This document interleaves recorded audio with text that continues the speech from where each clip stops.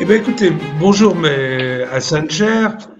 Merci d'avoir accepté de répondre à mes questions à propos de la possibilité qu'a l'Éthiopie, que pourrait avoir l'Éthiopie d'installer une base navale. Je rappelle à nos auditeurs que lorsque, vers les années 50, le- les institutions internationales ont décidé que la partie érythréenne, qui était une colonie italienne, ferait partie de la fédération éthiopienne, Haïlé Sélassié a décidé de créer une marine éthiopienne qui était importante puisqu'il y avait 3000 personnes. Simplement, lorsqu'il y a eu le conflit avec l'Érythrée, entre l'Éthiopie et l'Érythrée, les Éthiopiens ont passablement abîmé, disons, le port de Massawa, où ils avaient une grande partie de leur flotte. Leur flotte est devenue sans port d'attache éthiopien, puisque maintenant l'Éthiopie n'a plus de port, n'a plus d'accès à la mer. Alors, en 2019, lors de sa visite, le président Macron a décidé, il a été décidé avec le président Macron, que l'Éthiopie, que la France aiderait l'Éthiopie à reconstituer une marine. Bon, maintenant se pose la question dans quel port? Et c'est pour cela que votre avis est tout à fait intéressant.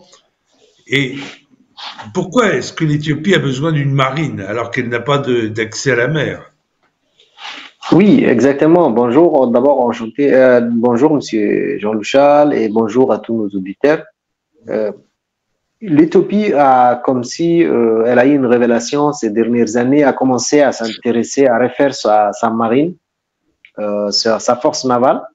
Et cette idée n'est pas apparue avec Abiy Ahmed, mais elle existait déjà avant Abiy Ahmed avec Meles Zenawi, fait Meles Zenawi, l'ex-premier ministre de l'Éthiopie. Mais c'est comme si surtout ces 3 dernières années, les choses avancent très vite en fait depuis 2019, 2018-2019. C'est comme si les choses commençaient à avancer, les choses se bousculaient un peu au niveau de l'Éthiopie. Et la seule raison qu'on a actuellement et qui sont officialisées, il y a les informations non officielles qui ne sont pas tous à la portée du public, et il y a les informations à la portée de... En fait, les deux informations qu'on peut tirer des publications ou des informations du côté de l'Éthiopien, c'est qu'elle a besoin d'une force navale parce que elle doit protéger ses ressources, que ce soit au niveau des importations ou des exportations. Et la deuxième chose, deuxième point qu'elle a soulevé, c'était la lutte contre la piraterie. Donc, protéger ses ressources, quand l'Éthiopie dit elle veut protéger ses ressources, c'est-à-dire ses exportations et ses importations, là, le seul élément dont on peut soulever l'exportation dont l'Éthiopie fait et qui a besoin d'une protection, ce sont les exportations, les exploitations gazières et pétrolières, le projet qui vient d'être finalisé dans la région de l'Ogaden. Je comprends, je comprends, mais on peut s'étonner, pour un pays qui n'a pas de port, de savoir où ils vont mettre cette marine. Quelles sont les villes portuaires autour qui pourraient accueillir cette marine? Exactement. C'est une ville, l'Éthiopie est un pays enclavé qui n'a pas de mer, et le fait qu'elle s'intéresse à faire, il y a beaucoup de pays dans le monde qui sont comme ça, il n'y a pas que l'Éthiopie, il y a beaucoup de pays qui n'ont pas de mer, comme la Suisse dont je suis actuellement, n'a pas une force maritime, elle n'a pas de mer. Elle a une petite, je vais dire, unité maritime qui s'occupe des lacs, comme elle a des grands lacs, et la Suisse. Il y a le Mali, il y a le Tchad, il y a beaucoup de pays en Afrique aussi. Le Rwanda n'a pas une force maritime, le Burundi n'a pas une force maritime. Donc, pourquoi l'Éthiopie s'intéresse-t-elle à ça et où est-ce qu'elle va installer? L'Éthiopie, au début, c'est Assab, la ville d'Assab qui est au sud de l'Érythrée, une région peuplée d'Afar. qui revenait régulièrement dans la presse et dans les médias en fait. Et il y avait même un éditorialiste éthiopien qui travaillait dans le journal des Ethiopian Herald. Le monsieur s'appelle Jacob, le journaliste s'appelle Jacob Haile Mariam. Il avait écrit une lettre ouverte au Premier ministre Abiy Ahmed dans laquelle il lui disait « Il est temps qu'on se réapproprie notre ville Assab ». Dans cet article, c'était publié vers janvier 2019. Il disait ça, une lettre qu'il a adressée à Abiy. Ouvertement, il disait on doit se réapproprier notre ville Assab, notre port Assab. Donc, c'était aller en guerre contre l'Éthiopie et l'Érythrée, donc ce qui était impossible pour l'Éthiopie à ce moment-là. Donc, déjà, il y avait cette idée. Mais qu'est-ce qui a changé entre-temps? On parle actuellement de Djibouti. Depuis 2020, on parle de Djibouti. Bon, qu'est-ce qui a changé entre-temps? On sait que on sait que le président en 2019, octobre 2019, on sait que le premier ministre Abiy est parti à Djibouti et il avait discuté avec le voyage à ce moment-là, on définissait dans les médias autrement, mais la présence, le déplacement d'Abiy à ce moment-là à Djibouti concernait le projet de base navale pour l'Éthiopie à Djibouti en fait. Et d'après des sources proches du général Zakaria, le général de l'armée djiboutienne, c'est Djibouti qui veut que l'Éthiopie, la force navale éthiopienne soit installée à Djibouti. C'est Guelleh qui veut les installer à Djibouti. Et il leur a même proposé les îlots de Héron qui servent une base à l'armée française. Et on sait bien que ces derniers temps, même on sait que le président de la France est parti à Djibouti, Macron était à Djibouti, Emmanuel Macron, c'était au sujet de l'îlot de Héron. En fait, Guelleh demande aux Français de quitter la base française de l'armée française stationnée à Djibouti au îlot de Héron pour remettre aux Éthiopiens. Donc, mais la France n'a pas... D'après ce que je lis, c'était pour remettre aux Chinois. Mais vous pensez que c'est pour remettre aux Éthiopiens? C'était plutôt aux Éthiopiens. Il cache son projet, il cache ça, ils ne veulent pas dévoiler ça tout de suite, mais c'était plutôt aux Éthiopiens. On disait aux Chinois pour tromper les gens, mais en réalité, c'était pour remettre aux Éthiopiens. Mais quels impacts ça pourrait avoir d'avoir une base militaire, enfin une base navale éthiopienne à Djibouti, sur la souveraineté même de Djibouti? Bon, elle est déjà très entamée avec toutes les forces internationales qui sont déjà présentes, mais l'Éthiopie en plus, c'est grave, non? Exactement, c'est grave. Ça peut avoir un impact négatif et grave même. On sait que Djibouti a signé un traité de défense, un traité de coopération en matière de défense avec la France. Et ça a été renouvelé à plusieurs fois. Le dernier qui est rentré en vigueur, c'est en 2014, au 1er mai 2014 qu'il est rentré le dernier en vigueur. Je crois que cet accord, si on voit ce traité que Djibouti a signé, le traité de défense avec la France, c'est largement suffisant pour Djibouti, pour la défense djiboutienne. Je veux dire la souveraineté djiboutienne en fait. Dans ce traité avec la France, les Djiboutiens peuvent prétendre avoir une puissance qui est à leur côté en cas d'attaque extérieure. Tout à fait. Mais actuellement, on sait qu'en plus que la France n'a pas de prétention pour prendre la mer djiboutienne ou le territoire djiboutien, on le sait.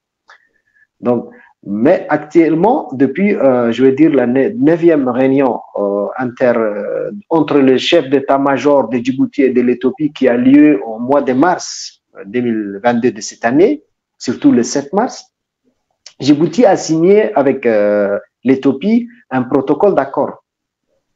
Ce protocole d'accord sur la surveillance, ce qui est intéressant dans ce protocole d'accord, c'est le clause qui dit le protocole d'accord Djibouti et Éthiopie ont signé un protocole d'accord sur la surveillance conjointe des frontières maritimes, terrestres et aériennes. Donc là, c'est clair que la force éthiopienne sera à Djibouti. Si elle surveille avec Djibouti, elle sera là à Djibouti, elle sera basée à Djibouti, c'est clair. De notre côté, Zakaria, le général Zakaria, qui était au mois de mars en Éthiopie à Addis Abeba pour signer ces protocoles, Oui.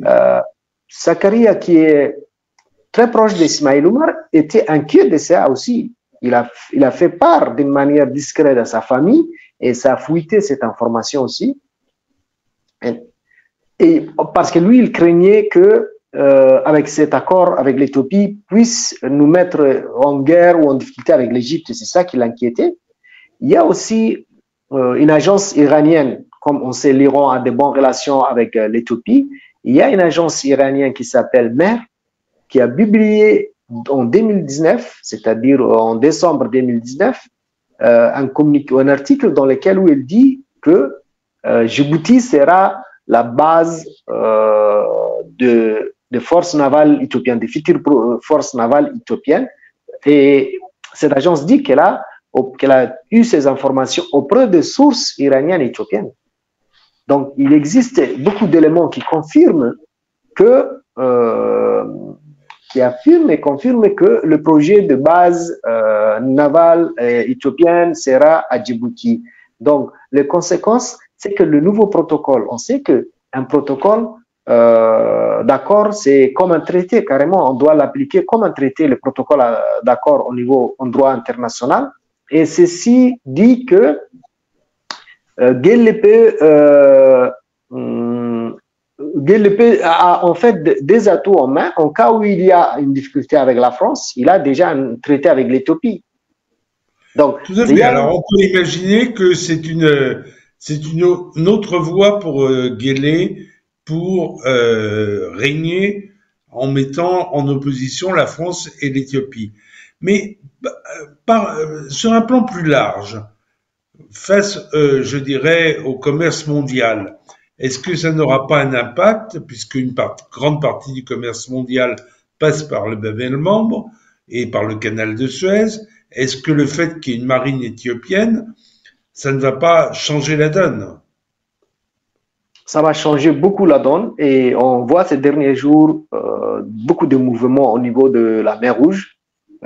Au niveau commerce mondial, ça va impacter énormément le commerce mondial parce que le canal de Suez, le Bab el-Mandeb et le canal de Suez. Qui dit Bab el-Mandeb dit canal de Suez. On sait que le Bab el-Mandeb, il y a 5 millions, par exemple, il y a 5 millions de barils de pétrole qui traversent chaque jour à Bab el-Mandeb. Au niveau, je veux dire, des marchandises qui ne sont autres que pétrolières, on l'estime à 963 milliards de tonnes qui traversent le canal, le Bab el-Mandeb. Donc, qui dit Bab el-Mandeb dit canal de Suez. S'il y a un problème au niveau de Bab el-Mandeb, ça va impacter automatiquement le canal de Suez et, d'une manière générale, le commerce mondial. Et l'Égypte.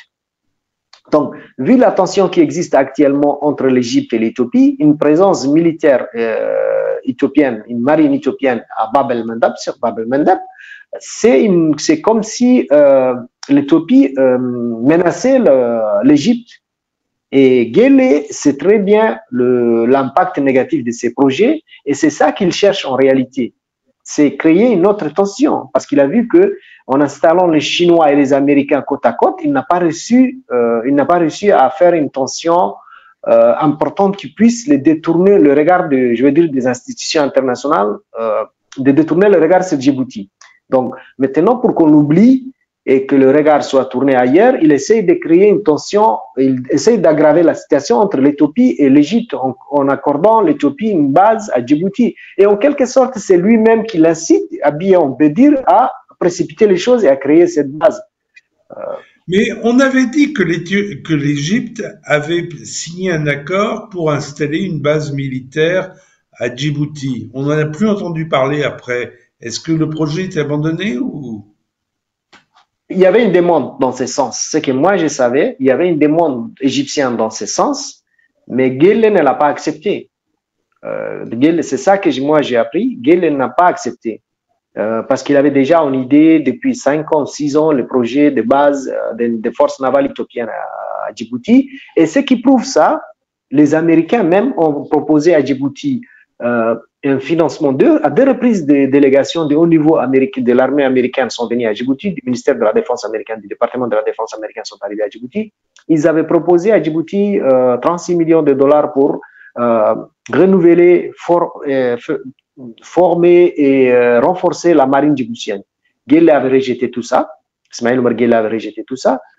Les Américains étaient étonnés, ils ne comprenaient rien du tout. Pourquoi un pays ami auquel ils ont proposé de l'argent pour renforcer leur marine puissent rejeter comme ça et disent qu'ils n'ont pas besoin. Or, de l'autre côté, Ismaël Omar avait envoyé il y a 5 ans la marine, des jeunes de la marine djiboutienne en Russie pour suivre des formations. Et c'est Djibouti qui payait. Donc, c'est pas logique. Djibouti a une offre américaine qui refuse, mais elle envoie en Russie. En fait, l'objectif, c'était quoi? L'objectif, c'était de préparer une force conjointe avec l'Éthiopie maritime, avec l'Éthiopie. Donc, comme l'Éthiopie, la base militaire, la base navale éthiopienne serait à Djibouti, il faut que la marine djiboutienne aussi soit en adéquation avec celle de l'Éthiopie, parce que actuellement, la marine éthiopienne, vu que la France a suspendu son accord, je veux dire, son accord de défense ou de coopération de défense avec l'Éthiopie il y a quelque temps, c'est la Russie. Il a été suspendu, cet accord? Oui, il est suspendu. Oui, il est suspendu. Ah, très bien. Je crois que oui, il y a quelques mois, je n'ai pas la date exacte. Je n'ai pas la date exacte, mais l'accord de défense de 2019 qui est mis en question, la France n'a toujours pas ratifié. Elle n'a même pas ratifié encore la France, mais elle l'a suspendu. Ça, c'est l'accord de défense avec Djibouti qui n'est pas ratifié. Non, c'est avec la défense. Avec l'Éthiopie. D'accord. Donc, le France c'était le 12 mars 2019, le président français avait fait un accord de coopération de matière de défense avec l'Éthiopie. Cet accord n'a toujours pas été encore ratifié, mais depuis quelques mois, il est même suspendu. D'accord. Donc, ce qu'il y a, donc, voilà. Donc, depuis, l'Éthiopie s'est tournée vers la Russie et la Turquie pour former sa marine. Donc, ce sont ces pays-là qui l'aident à former sa marine. Et voilà, donc, ça se voit qu'Ismaël Omar savait déjà que le projet éthiopien, il préparait en fait la marine djiboutienne à s'habituer aux équipements russes pour que demain, cette marine djiboutienne puisse travailler avec la marine éthiopienne qui sera installée à Djibouti. Très bien. Eh bien, écoutez, merci. Est-ce que vous avez autre chose à ajouter? La seule chose que je vais ajouter, c'est que le pays ami international puisse regarder, je leur demande à avoir un regard particulier sur cette affaire parce que ça risque de créer une tension inutile de plus, une tension de plus et inutile sur la mer Rouge et sur Bab el-Mandab. Déjà, on connaît bien avec le problème que connaît le commerce mondial avec la situation yéménite et les Houthis. Donc, si de l'autre côté, une base navale éthiopienne est installée sur Djibouti, on sait qu'il y aura de sérieux problèmes ou je veux dire, la situation va s'aggraver avec le pays de la mer Rouge. Donc, je demande à ce que les pays amis occidentaux qui ont des intérêts dans cette région, comme les États-Unis, la France et d'autres, ne doivent pas négliger la situation actuelle, connaissant bien Ismaël Omar en plus et ses petits magouilles. Mais que pourraient faire, par exemple, les pays occidentaux qui sont à Djibouti pour se protéger de ce risque? Suspendre déjà l'aide qu'ils accordent à Ismaël Omar, suspendre tout le financement qu'ils donnent à Ismaël Omar, ça va le mettre à genoux. Actuellement, déjà, il a des problèmes financiers à Djibouti. Et puis, il y a beaucoup de leviers qu'ils peuvent utiliser au niveau international, tels que sensibiliser d'autres pays qui peuvent facilement mettre la pression sur Djibouti, comme l'Arabie Saoudite. Comme la Somalie, comme le Soudan, tous ces pays-là peuvent facilement mettre la pression sur Ismaël Omar.